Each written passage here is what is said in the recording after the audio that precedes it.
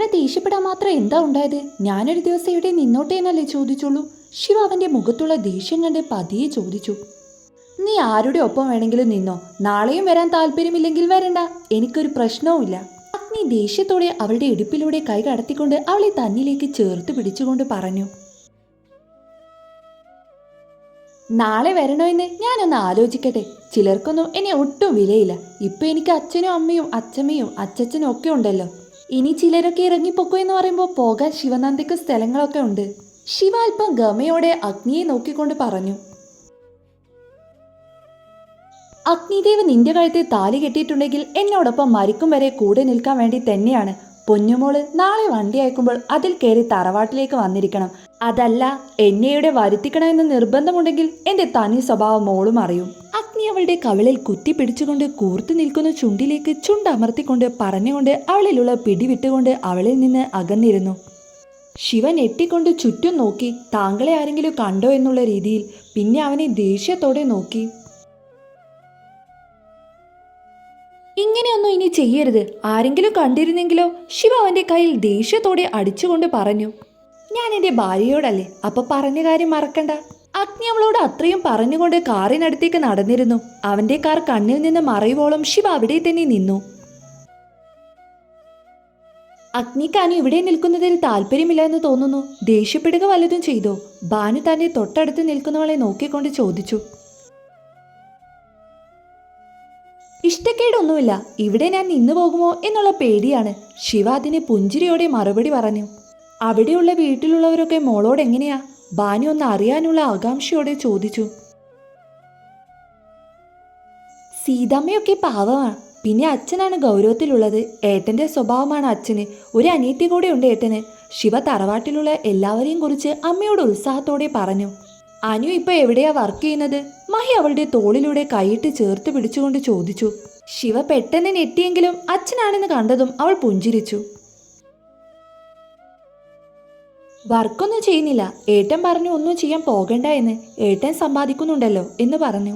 ശിവ അവരെ നോക്കി പറഞ്ഞു. പക്ഷെ അവളുടെ മറുപടിയിൽ അവരുടെ മുഖം ചുളിഞ്ഞു. അതെന്താ, അനുവിന് ജോലിക്ക് പോകാൻ താല്പര്യമില്ലേ?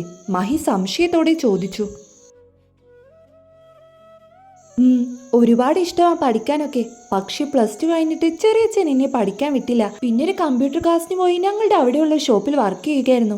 ശിവ അച്ഛനെ നോക്കി അല്പം സങ്കടത്തോടെ പറഞ്ഞു. അല്ലെങ്കിൽ പഠിക്കാൻ പോകാതിരിക്കുന്നതാ ചേച്ചി നല്ലത്. എന്റെ ടേബിൾ ഒന്ന് ചെന്ന് നോക്ക്, എത്ര കട്ടിയുള്ള പുസ്തകങ്ങളാ. അതും കൂടാതെ model exam, Christmas exam, public exam, homework ഒക്കെ കൂടെ ആലോചിക്കുമ്പോൾ ഇതൊന്നും വേണ്ട എന്ന് തന്നെ തോന്നുന്നു. അപ്പവും തന്റെ ചേച്ചിയെ ചുറ്റി പിടിച്ചുകൊണ്ട് പറഞ്ഞു. ഇവന് പഠിക്കാൻ മടിയായതുകൊണ്ടാണ് ഇങ്ങനെയൊക്കെ പറയുന്നത്. ഒരു ജോലിയൊക്കെ നമ്മൾക്ക് എന്തായാലും വേണം. ഭാനു അവന്റെ തലയിലൊന്ന് കൊട്ടിക്കൊണ്ട് പറഞ്ഞു. ചുമ്മാതെയാ ചേച്ചി, അമ്മയും അച്ഛനും ഇങ്ങനെ ഒരു പഠിപ്പിസ്റ്റായിപ്പോയി. അപ്പൊ നമ്മളെ ഒരു ഡോക്ടറോ ബിസിനസ്മാനോ ഒക്കെ ആക്കണമെന്നാണ് ഇവരുടെ പ്ലാൻ. അപ്പൊ തലയിലൊന്ന് തടവിക്കൊണ്ട് പരിഭവത്തോടെ അമ്മയെ നോക്കിക്കൊണ്ട് പറഞ്ഞു. അനുവിന് എന്താകാൻ ആഗ്രഹം? മഹി അവളെ നോക്കി ചോദിച്ചു. അധ്യാപികയാകാനായിരുന്നു ആഗ്രഹം. ചെറിയച്ഛനോട് ഒരുപാട് തവണ ചോദിച്ചതാണ് TTCക്ക് പൊക്കോട്ടെ എന്ന്. പക്ഷെ ചെറിയച്ഛൻ സമ്മതിച്ചില്ല. അത് പറയുമ്പോൾ ശിവയിൽ സങ്കടമുണ്ടായിരുന്നു. കാരണം ഒരു അധ്യാപികയാകാൻ വേണ്ടി അവൾ അത്രമാത്രം ആഗ്രഹിച്ചിരുന്നു. അന്ന് ഒരുപാട് തവണ ചെറിയച്ഛനോട് കെഞ്ചി ചോദിച്ചെങ്കിലും സമ്മതിച്ചില്ല. അതിലൊരു വിഷമം അവൾക്കുണ്ട്. ഇപ്പോഴും വൈകിട്ടില്ല. എന്റെ അനുമോൾക്കൊരു അധ്യാപികയാകാനാണ് ആഗ്രഹമെങ്കിൽ അച്ഛൻ മോളോടൊപ്പം നിൽക്കാം. മഹി അവളുടെ തോളിലൂടെ ചേർത്ത് പിടിച്ചുകൊണ്ട് പുഞ്ചിരിയോടെ പറഞ്ഞു. ശിവയുടെ കണ്ണുകളും നിറഞ്ഞു പോയിരുന്നു. അയ്യേ, ഇതെന്തിനാ കരയുന്നത്? മഹി മൂക്കിൻ തുമ്പിൽ വിരൽ വെച്ച് കഷ്ടം എന്നതുപോലെ പറഞ്ഞു. സന്തോഷം വന്നിട്ടാ, ശിവ തന്റെ മേകൾ തുടച്ചുകൊണ്ട് പറഞ്ഞു. അവളെ നെഞ്ചിലേക്ക് ചേർത്ത് പിടിക്കുമ്പോൾ അയാളുടെ ഉള്ള ഒന്ന് വിങ്ങി. ഇത്രയും വർഷം തന്റെ മകൾ ഒരുപാട് കഷ്ടതകൾ അനുഭവിച്ചാണ് ജീവിച്ചിട്ടുള്ളതെന്ന് അയാൾക്ക് മനസ്സിലായി. അതോർക്കെ മൈക്ക് വല്ലാത്ത സങ്കടം തോന്നി. തന്റെ മകൾക്ക് വേണ്ടി ഒന്നും ചെയ്തു കൊടുക്കാൻ പറ്റാത്തതിന്റെ വല്ലാത്തൊരു വേദന തോന്നി. ശിവ എവിടെ അഗ്നി? വീട്ടിലേക്ക് കയറി വന്ന അഗ്നിയോടൊപ്പം ശിവ ഇല്ല എന്ന് കണ്ടതും മീനാക്ഷി അമ്മ അവനെ നോക്കി സംശയത്തോടെ ചോദിച്ചു. അവൾ അവളുടെ അച്ഛനും അമ്മയ്ക്കൊപ്പം നിൽക്കുകയാണെന്ന് പറഞ്ഞു. അഗ്നി ടേബിളിലുള്ള ജഗ്ഗിൽ നിന്ന് വെള്ളം കുടിച്ചുകൊണ്ട് മീനാക്ഷി അമ്മയോടായി പറഞ്ഞു. അതെയോ, സീത പറഞ്ഞിരുന്നു മോൾ അവളുടെ വീട്ടിലേക്ക് പോകുകയാണെന്ന്. ഇനി എന്നാ ശിവ ഇങ്ങോട്ട് വരുന്നത്? മീനാക്ഷി അമ്മ അവനോട് സംശയത്തോടെ ചോദിച്ചു. നാളെ വരുമെന്നാ പറഞ്ഞത്. അഗ്നി അവർക്കപ്പുറത്തുള്ള സോഫയിൽ ഇരുന്നു കൊണ്ട് പറഞ്ഞു. നീ ആ കൊച്ചിനോട് കുറച്ചു ദിവസം അവിടെ നിൽക്കാൻ പറ. അതിന്റെ അച്ഛനും അമ്മയ്ക്കും ആഗ്രഹം ഉണ്ടാകില്ലേ അതിനെ ഒന്ന് കണ്ണു നിറച്ച് കാണണമെന്ന്? എങ്ങനെ പറയൂ എന്ന് കരുതിയിട്ടായിരിക്കും. അവരുടെ അടുത്ത് കുറച്ച് ദിവസം നിൽക്കാൻ പറ ശിവയോട്. മീനാക്ഷി അമ്മ അവനോടായി ഓരോന്ന് പറഞ്ഞു. അതൊന്നും നടക്കില്ല മുത്തശ്ശി. ഞാൻ നാളെ അവളെ കൊണ്ടുവരും. അവർക്ക് കാണണമെന്നുണ്ടെങ്കിൽ ഇവിടെ വന്ന് കണ്ടോട്ടെ. അല്ലാതെ എന്നും അവളെ അവിടെ നിർത്താൻ പറ്റില്ലല്ലോ. മുത്തശ്ശി പറഞ്ഞത് ഒട്ടും ഇഷ്ടപ്പെടാതെ അഗ്നി പറഞ്ഞു. അങ്ങനെയല്ലടാ, അവർക്ക് അവരുടെ മകൾ അടുത്തുണ്ടാകുന്നതല്ലേ സന്തോഷം. അതും ഇത്രയും വർഷത്തെ അവരുടെ കണ്ണുനീരിന്റെ കാത്തിരിപ്പിന്റെ അവസാനമായിട്ടല്ലേ അവർക്ക് ഇന്നവളെ ദൈവം കൊടുത്തത്. അപ്പൊ അവരോടൊപ്പം കുറച്ചു ദിവസം ചിലവഴിച്ചോട്ടെ എന്നാണ് ഞാൻ പറയുന്നത്. മുത്തശ്ശി അവനെ കാര്യങ്ങൾ പറഞ്ഞു മനസ്സിലാക്കി. അവൾ അങ്ങനെ അവിടെ നിൽക്കത്തൊന്നുമില്ല. അവൾക്ക് എന്നെ കാണാതെ നിൽക്കാൻ കഴിയില്ല. ഇങ്ങനെ മുന്നോട്ട് സംസാരിച്ചു പോയ മുത്തശ്ശി അവളെ അവിടെ തന്നെ നിർത്തുമെന്ന് മനസ്സിലായതും അഗ്നി പറഞ്ഞു. അതെനിക്ക് മനസ്സിലായി. ആർക്കാണ് ആരെ കാണാതെ നിൽക്കാൻ വയ്യാത്തതെന്ന്. മുത്തശ്ശി ചിരിയോടെ അവനെ നോക്കിക്കൊണ്ട് പറഞ്ഞു. അഗ്നി അതിനെ അലസമായി മുഖം വെട്ടിച്ചതേയുള്ളൂ. അവൾ അവരുടെ അടുത്ത് കുറച്ചു ദിവസം നിൽക്കണമെന്ന് പറഞ്ഞാൽ നീ അത് സമ്മതിച്ചു കൊടുത്തേക്കണം. വാശി കാണിക്കാൻ നിൽക്കരുത് അഗ്നി. മുത്തശ്ശി അവനെ നോക്കിയൊരു താക്കീതോടെ പറഞ്ഞു. അപ്പൊ അവൾ എന്റെ ഭാര്യയല്ലേ, അവളെ എന്നും അവളുടെ വീട്ടിൽ തന്നെ നിർത്താൻ എനിക്ക് കഴിയില്ല. അഗ്നി മുത്തശ്ശിയെ നോക്കാതെ പറഞ്ഞു. അങ്ങനെ ഞാൻ പറഞ്ഞോ? ഓരോന്ന് കേൾക്കുമ്പോഴേക്കും എടുത്തു ചാടുന്ന നിന്റെ സ്വഭാവം ഉണ്ടല്ലോ, നിന്റെ അച്ഛനെ പോലെ. ഞാൻ എന്താ പറഞ്ഞത്? അവൾക്ക് അവളുടെ അച്ഛനോടൊപ്പം അമ്മയോടൊപ്പം നിൽക്കാൻ ആഗ്രഹമുണ്ടെങ്കിൽ നിന്നോട്ടെ എന്നാണ്. നീ അതിന് തടസ്സം പറയാൻ നിൽക്കരുത്. മുത്തശ്ശി ദേഷ്യത്തോടെ അഗ്നിയെ നോക്കിക്കൊണ്ട് കാര്യങ്ങൾ പറഞ്ഞ് മനസ്സിലാക്കി കൊടുത്തു. പിന്നെയും കുറച്ചുനേരം സംസാരിച്ചിരുന്നതിന് ശേഷമാണ് അഗ്നി മുറിയിലേക്ക് പോയത്. മുറി തുറന്നതും എന്നു താൻ ഓഫീസിൽ നിന്ന് വന്നാലൊക്കെ തന്റെ പിന്നാലെ കോഫിയും കൊണ്ട് വരുന്നവളാണ്. തന്നോട് ഓരോന്ന് സംസാരിച്ചുകൊണ്ട് തന്റെ ഫയലും കോട്ടും എല്ലാം വാങ്ങിച്ചു വെക്കുന്നവളാണ്. ചെവിത്തല കേൾക്കാതെ സംസാരിച്ചു കൊണ്ടേയിരിക്കും ശിവ. ഇന്ന് അവളുടെ ശബ്ദമൊന്നും കേൾക്കാതെ വന്നതും അഗ്നിക്കെന്തോ അവളെ നന്നായി മിസ് ചെയ്തു. ചേച്ചി എന്തേ ആലോചിച്ചു കൊണ്ടിരിക്കുന്നത്? കിടക്കുന്നില്ലേ? കുറച്ചു നേരം കഴിഞ്ഞിട്ടും ചേച്ചി ഉറങ്ങുന്നില്ല എന്ന് കണ്ടതും അപ്പു ചോദിച്ചു. ഒന്നുമില്ല. നിന്റെ കയ്യിൽ ഫോണുണ്ടോ? ഇനിയും തന്റെ പ്രിയപ്പെട്ടവന്റെ ശബ്ദം കേട്ടില്ലെങ്കിൽ തനിക്ക് ഉറക്കം വരില്ല എന്ന് ഓർത്തതും ശിവ അപ്പുവിനോട് ചോദിച്ചു.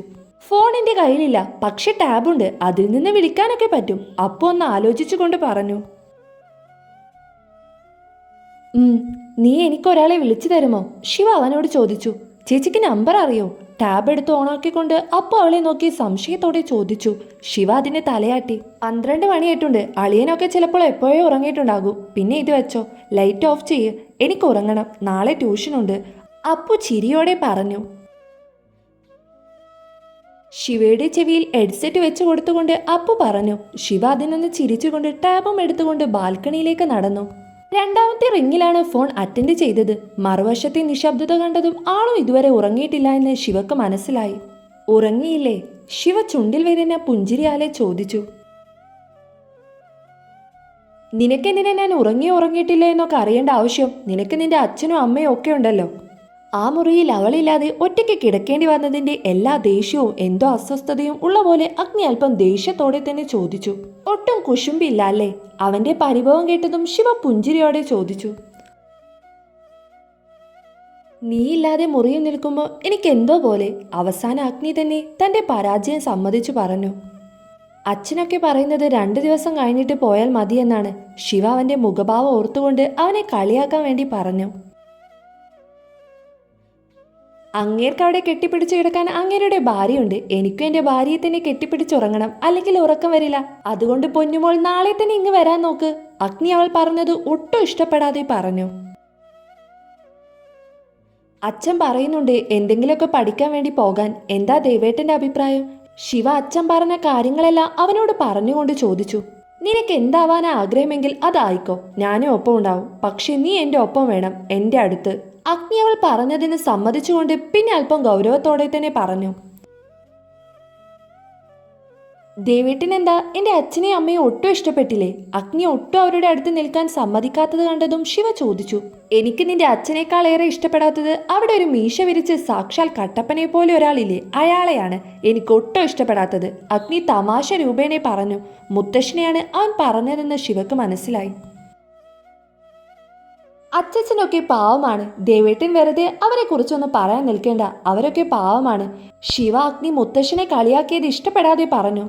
ഓ, അപ്പൊ നിനക്കിപ്പോൾ നിന്റെ വീട്ടുകാരൊക്കെ ആയല്ലേ വലുത്. നമുക്കൊന്നും ഇനിയൊരു സ്ഥാനം ഉണ്ടാകില്ലല്ലേ? ശിവ തന്നിൽ നിന്ന് അകലുമോ എന്നുള്ള ഭയത്തിൽ അഗ്നി ചോദിച്ചു. തുടരും. സ്റ്റോറി ഇഷ്ടപ്പെടുകയാണെങ്കിൽ ലൈക്ക് ചെയ്യാനും ഷെയർ ചെയ്യാനും സബ്സ്ക്രൈബ് ചെയ്യാനും മറക്കല്ലേ.